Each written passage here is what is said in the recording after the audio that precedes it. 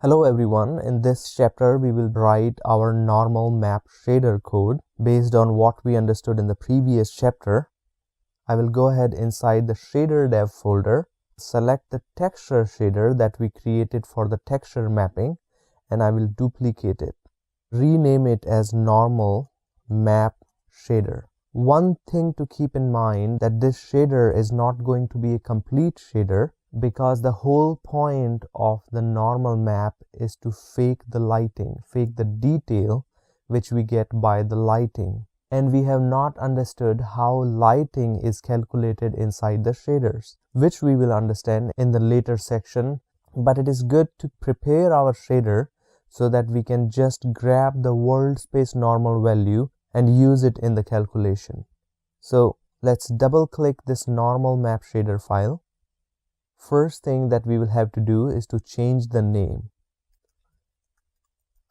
So I have given it a name 11 normal map because this is our 11th shader. This will be used for normal mapping.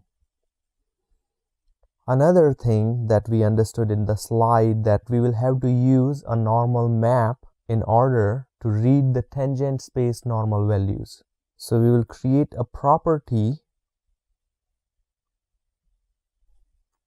that we will call normal map, and the label will be normal map. It will be a texture, it will be a 2D texture, and by default the value will be white. And then as we have declared the property, we will have to declare a user defined variable as well. It will be a float for underscore normal map. And the way that we created underscore st variable for tiling and the offset, we will create the same variable for the normal map as well, so that we can support tiling and the offset of normal map. So it's normal map underscore st.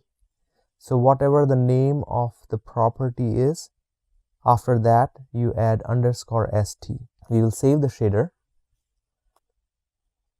We also understood that we will have to read the vertex normal and the tangent from the mesh. So we will start reading the normal. It will be a float for value.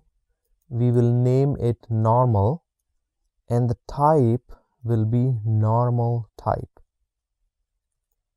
And then we will also read the tangent, which will also be float for, and we will call it tangent, and the type will be tangent. So we have started reading the normal, vertex position, tangent, and the texture coordinate.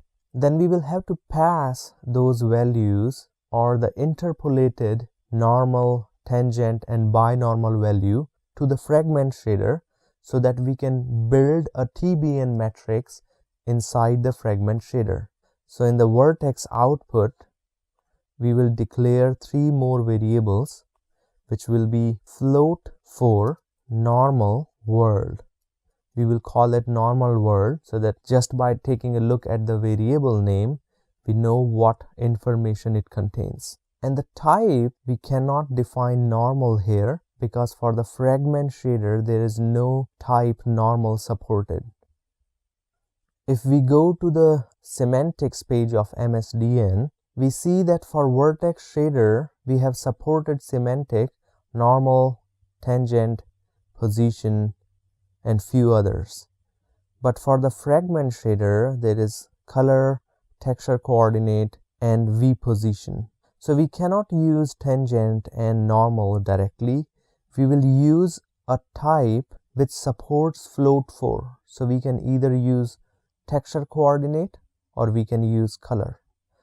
In this case, we will use texture coordinate and we will number it 1 because 0 we have already used for reading the actual texture coordinate of the texture.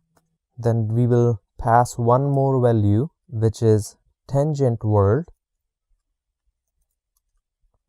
which will be texture coordinate 2 and binormal.